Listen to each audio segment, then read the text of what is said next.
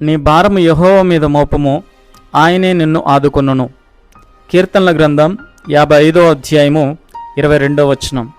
నా ప్రియ దేవుని బిడ్డలారా, ఈరోజు నువ్వు అనుభవిస్తున్నటువంటి పరిస్థితిని చూసి నీతో దేవుడు మాట్లాడుతున్నాడు.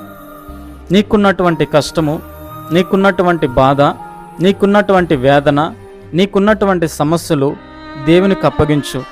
ఎంతకాలం చింతిస్తూ కన్నీరు కారుస్తూ లోపల కుమిలిపోతూ ఉంటావు. నిన్ను ప్రేమిస్తున్న దేవుడు నీ కష్టాలని తీరుస్తానని నీకు వాగ్దానం చేస్తున్నాడు.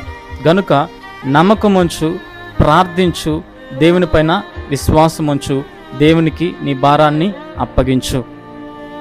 ప్రార్థన చేసుకుందాం. ప్రభువా, ఈ బిడ్డని మీరు దీవించండి, ఆశీర్వదించి వారి భారాన్ని తొలగించి క్షేమాస్థితిని దయచేయమని యేసు నామములో అడుగుచున్నాము తండ్రి.